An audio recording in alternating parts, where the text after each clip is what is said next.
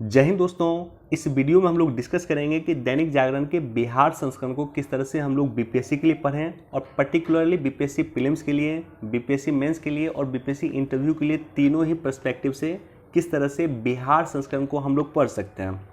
तो आज मैं आपके सामने मैं यहाँ पर डिस्कस कर रहा हूँ दैनिक जागरण के पटना संस्करण को, और आप लोग जिस भी जिला में रहते हैं वहाँ के संस्करण को इससे कोरिलेट कर सकते हैं। मैं प्रत्येक दिन दैनिक जागरण के राष्ट्रीय संस्करण का डिस्कशन आपके साथ करता हूँ।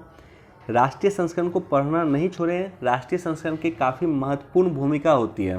राष्ट्रीय संस्करण में एडवर्टाइजमेंट बिल्कुल नहीं होता है और कई सारे इंपॉर्टेंट पहलू होते हैं, कई सारे इंपॉर्टेंट उसके न्यूज़ होते हैं। तो दैनिक जागरण के राष्ट्रीय संस्करण को पढ़ना नहीं छोड़ें, उसे निश्चित तौर पर पढ़ें।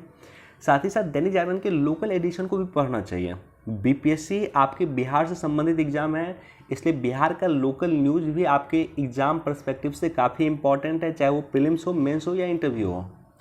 तो हम लोग यहाँ पे बिहार के पटना संस्करण का डिस्कस करेंगे। आज की दैनिक जागरण के पटना संस्करण को किस तरह से हम लोग एग्जाम पर्सपेक्टिव से पढ़ सकते हैं। देखिए सेकेंड पेज पे जो ये न्यूज़ है, जातिगत जनगणना पिछले कई महीनों से जातिगत जनगणना चर्चा में रह रही है। तो जातिगत जनगणना के बारे में आप लोगों को 360 डिग्री जानकारी होनी चाहिए कि जातिगत जनगणना क्या है, जातिगत जनगणना को लेकर के केंद्र सरकार का क्या स्टैंड है, जातिगत जनगणना को लेकर के बिहार सरकार का क्या स्टैंड है, क्यों जातिगत जनगणना होनी चाहिए, क्यों नहीं होनी चाहिए। इस पे आपका ओवरऑल 360 डिग्री इसकी जानकारी आपको होनी चाहिए। अब देखिए, जातिगत जनगणना के आधार पे एक है SECC, आपने पक्का नाम सुना होगा, सोशल इकोनॉमिक कास्ट सेंसस। तो सोशल इकोनॉमिक कास्ट सेंसस हुआ था आपको 2011 में, और आपको जैसे कि देश में कई सारी योजना है, मसलन उज्ज्वला योजना जो है उसमें जो सिलेंडर का डिस्ट्रीब्यूशन किया जाता है वो भी सोशल इकोनॉमिक कास्ट सेंसस के आधार पर किया जाता है। सामाजिक आर्थिक जनगणना 2011 के आधार पर किया जाता है। तो अब ये जो है ऑलरेडी केंद्र सरकार के पास ऑलरेडी डाटा है, लेकिन केंद्र सरकार ने बिहार को देने से डाटा मना किया है कि हम आपको जातिगत जनगणना नहीं दे सकते हैं। तो बिहार सरकार जातिगत जनगणना करवाने की इच्छुक है और वो चाहती कि खुद बिहार सरकार जातिगत जनगणना करवाए। क्यों इम्पोर्टेंट है? क्योंकि इससे बिहार के लोगों की आर्थिक और शैक्षणिक स्थिति का पता चलेगा और आने वाले 10-15 वर्षों में सरकार उस पर स्पेशल कानून ला करके, सरकार उस पर स्पेशल कल्याणकारी योजना ला करके उसका समाधान कर सकती है। यानी देश के लोगों, बिहार के लोगों के जो आर्थिक और शैक्षणिक स्थिति है उसको ठीक करने में भी आप जातिगत जनगणना आवश्यक है। देखिए, जातिगत जनगणना क्यों जरूरी है, इसके कई सारे पॉइंट हैं और मुझे लगता है कि आप लोगों को बिहार सरकार से आप लोगों को सहमत होनी चाहिए। आपका अगर क्वेश्चन पूछा जाता है जातिगत जनगणना से अगर आपको, तो बिहार सरकार के पॉइंट ऑफ व्यू के साथ आपको चलने की आवश्यकता है मेरे अनुसार। चूंकि आप बीपीएससी का अगर एग्जाम दे रहे हैं तो बिहार सरकार के अगेंस्ट आपको नहीं जाना चाहिए।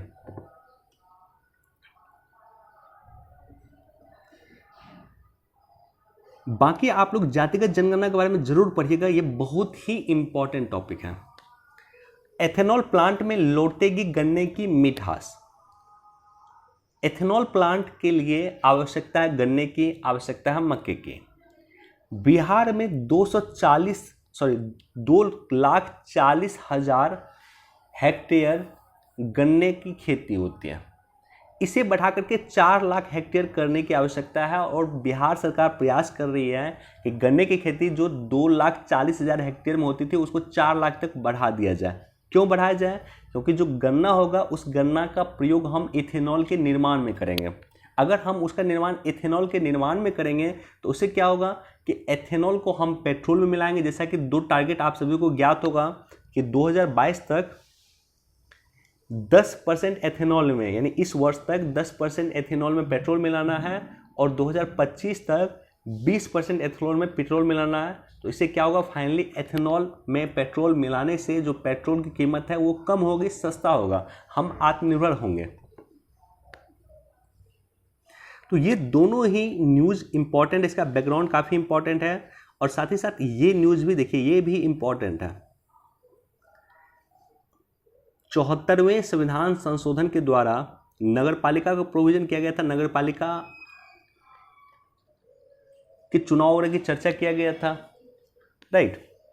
तो स्थानीय प्रशासन का दो भाग है, एक ग्रामीण भाग है, एक शहरी भाग है। तो 74वें संविधान संशोधन के द्वारा शहरी स्थानीय निकाय की चर्चा किया गया था, उसके आरक्षण वगैरह का प्रोविजन किया गया था। अब इसमें बिहार में नगर निगम का चुनाव होने वाला है। नगर निगम अगेन आपके एग्जाम पर्सपेक्टिव से काफ़ी इंपॉर्टेंट है, बीपीएससी पर्सपेक्टिव से नगर निगम काफ़ी इंपॉर्टेंट है, इंटरव्यू वगैरह के पर्सपेक्टिव से भी काफ़ी इंपॉर्टेंट है। 74वें संविधान संशोधन में टोटल 18 पॉइंट थे या 18 सब्जेक्ट थे। उस आधार पे जो है नगर निगम का चुनाव वगैरह होता है। अब नगर निगम का चुनाव जो वर्तमान में बिहार में अभी थोड़ा लेट हो रहा है, उसका रीज़न है कि अभी जो क्षेत्र है, क्षेत्र के आधार पे पिछड़ों या अति पिछड़ों को आरक्षण नहीं दिया गया। तो पहले आरक्षण का रोस्टर निकलेगा कि इस पर्टिकुलर सीट पे इस कम्युनिटी के लोग जा सकते हैं, पिछड़ा वर्ग में ये खड़ा हो सकता है, अति पिछड़ा में ये खड़ा हो सकता है, महिला का सीट है या पुरुष का सीट है, जो भी है। तो इसका डिसीजन अभी पहले राज्य निर्वाचन आयोग करेगी और राज्य निर्वाचन आयोग करने के बाद रोस्टर निकलेगा और रोस्टर के बाद आरक्षण का रोस्टर अगर कंप्लीट हो जाएगा, उसके बाद इलेक्शन का डेट का अनाउंस कर देगी बिहार राज्य निर्वाचन आयोग। जैसा कि आप सभी को ज्ञात है कि इस तरह का जो इलेक्शन होता है, चाहे वो स्थानीय स्वशासन का जो भी इलेक्शन होता है, वो राज्य निर्वाचन आयोग के द्वारा संपादित किया जाता है।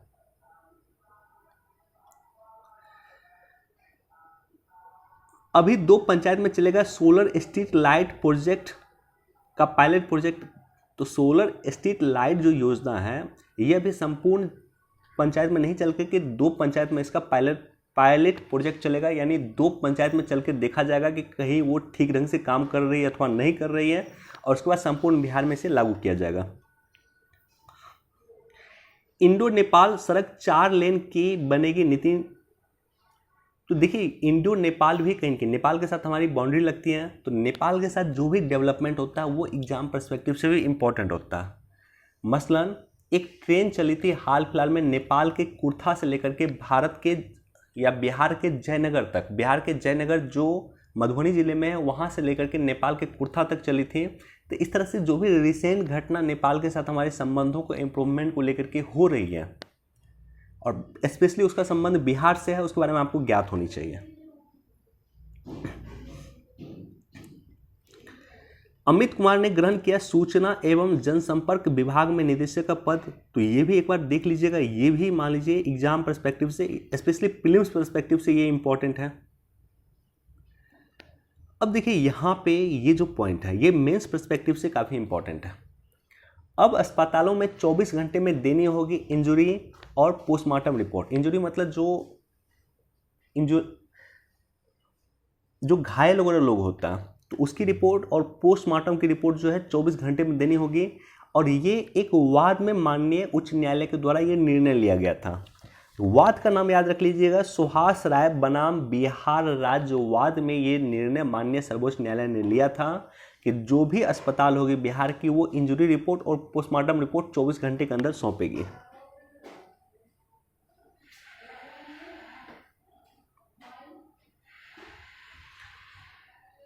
अब देखिए ये जो टॉपिक है ये काफ़ी चर्चा में है। अभी माननीय मुख्यमंत्री जी विजिट कर रहे हैं सुपौल वगैरह का। तो सुपौल में वीरपुर है, वीरपुर में जो है एक मॉडलिंग सेंटर है। इसको लेकर के क्वेश्चन आई थिंक बीपीएससी का एग्जाम हुआ था, प्रोजेक्ट मैनेजर, उसमें क्वेश्चन पूछा गया था, या सीडीपीओ का एग्जाम होने वाला, वहाँ पे भी क्वेश्चन पूछा जा सकता है कि मॉडलिंग सेंटर कहाँ पे बना है। तो वो बना है वीरपुर में, जो सुपौल में अवस्थित है। अब वो मॉडलिंग सेंटर रैंप वाली मॉडलिंग नहीं है, ये मॉडलिंग सेंटर है बेसिकली नदियों के हाइड्रोलिक गुणों के अध्ययन करने का। तो नदियों का जो हाइड्रोलिक गुण होता है उसका अध्ययन करने का पहला इस तरह का मॉडलिंग सेंटर बना था पूना में। और दूसरा जो है हमारा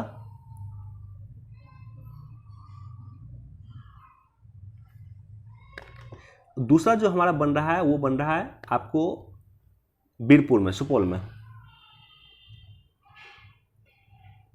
तो वनडे एग्जाम में तो पक्का पूछा जा सकता है, और बीपीएससी के ही प्रोजेक्ट मैनेजर के एग्जाम में ये क्वेश्चन पूछा गया था।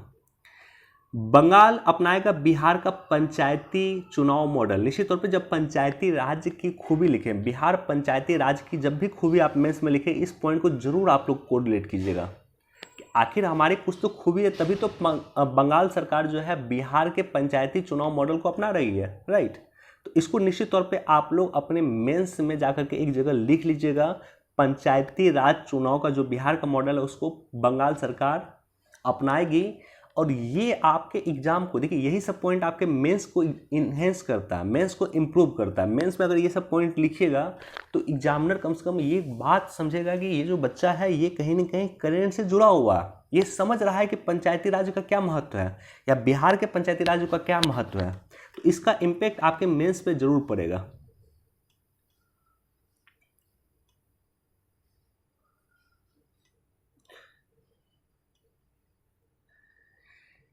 ईओयू कार्यालय में टीम ने आईएएस अफसर से की 1.5 घंटे तक पूछताछ। देखिए बिहार के एक आईएएस अधिकारी हैं, मैं नाम भी ले सकता हूं चूंकि उनका टेस्ट डिस्कशन मैंने किया था अपने चैनल पे। आईएएस अधिकारी रंजीत कुमार सिंह सर।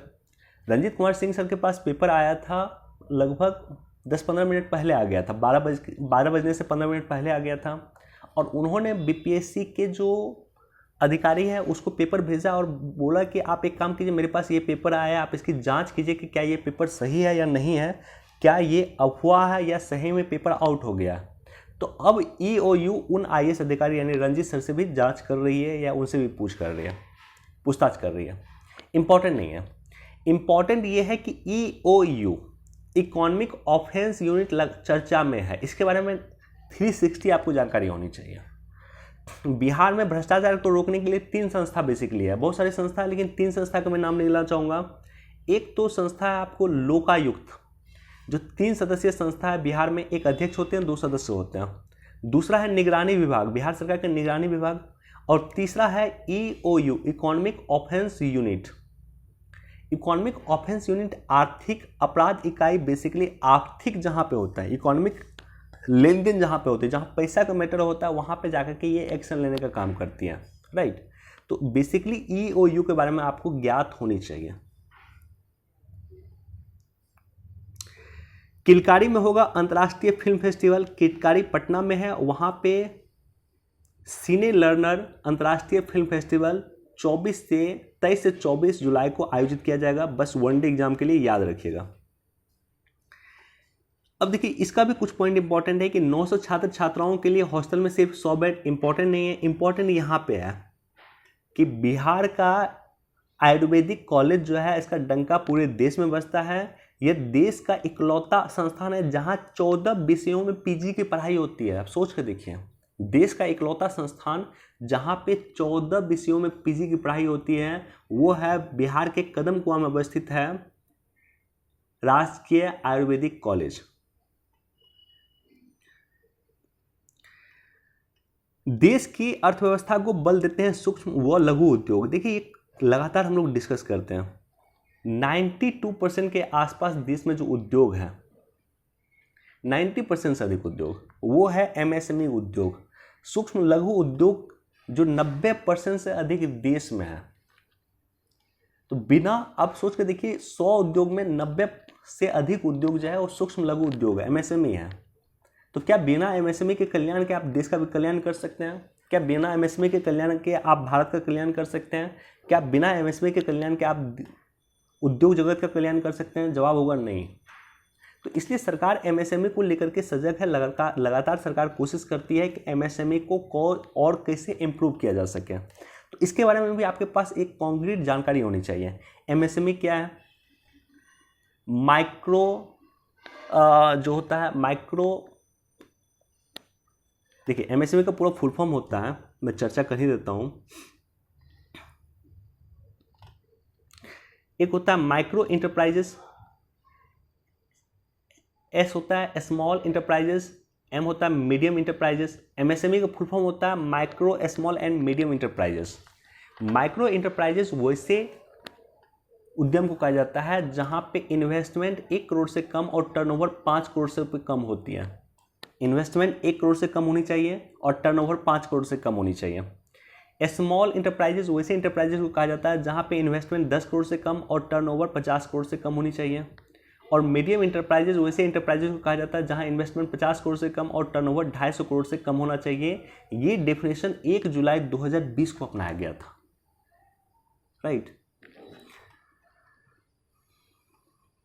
बाकी एमएसएमई के बारे में भी निश्चित तौर पे आप लोगों को 360 डिग्री जानकारी होनी चाहिए कि एमएसएमई क्या है, किस तरह से काम कर रही है, वगैरह वगैरह। समय से पूर्व मानसून दे सकता है दस्तक। नॉर्मली जो है मानसून 15 जून के आसपास आती है और इस बार समय से पूर्व यानी 10 या 11 जून को आ सकती है। रेरा में स्पेशल फोरम बनाने की कवायदा। रेरा का 5 साल कंप्लीट हो गया। देखिए रेरा काफ़ी इंपॉर्टेंट है। जिस तरह से बिहार में हम लोग देख रहे हैं कि कंस्ट्रक्शन का निर्माण हुआ, स्पेशली बिल्डिंग का निर्माण हुआ है, वैसी कंडीशन में रेरा की महत्ता बढ़ जाती है।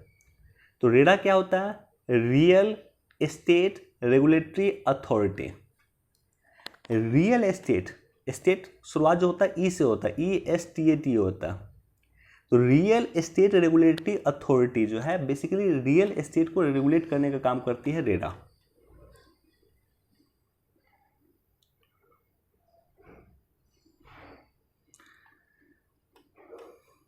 ओके, इतना ही जो न्यूज़ था ये बिहार से संबंधित इंपॉर्टेंट न्यूज़ था। बाकी ये जो न्यूज़ है ये आपको नेशनल एडिशन पे भी मिल जाएगा, तो ये वहाँ से भी आप लोग पढ़ सकते हैं।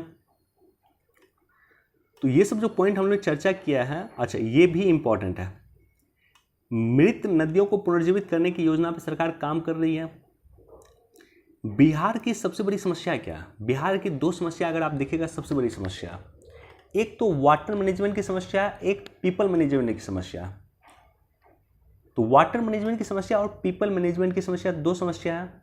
वाटर मैनेजमेंट की समस्या का समाधान सिंपल ये है कि नदी जोड़ करके आप उत्तर भारत के पानी को दक्षिण भारत तक पहुंचा दीजिए, क्योंकि उत्तर भारत में जहाँ पे बाढ़ आता है दक्षिण भारत में सूखा होता है। तो इस तरह से हम लोग लगातार देख रहे हैं कि नदी को पुनर्जीवित करने का प्रयास किया जा रहा है सरकार के द्वारा, राइट।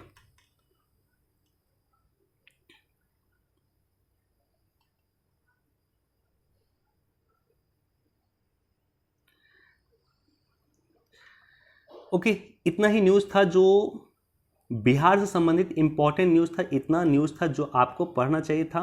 बाकी अन्य न्यूज़ हम लोगों ने नेशनल एडिशन पे ऑलरेडी डिस्कस कर दिया। उम्मीद करता हूँ कि बिहार के न्यूज़ को कैसे पढ़ना चाहिए, किस पॉइंट को पढ़ना चाहिए, ये कॉन्सेप्ट आपको क्लियर हो गया होगा। वीडियो देखने के लिए आप सभी का धन्यवाद। Thank you so much.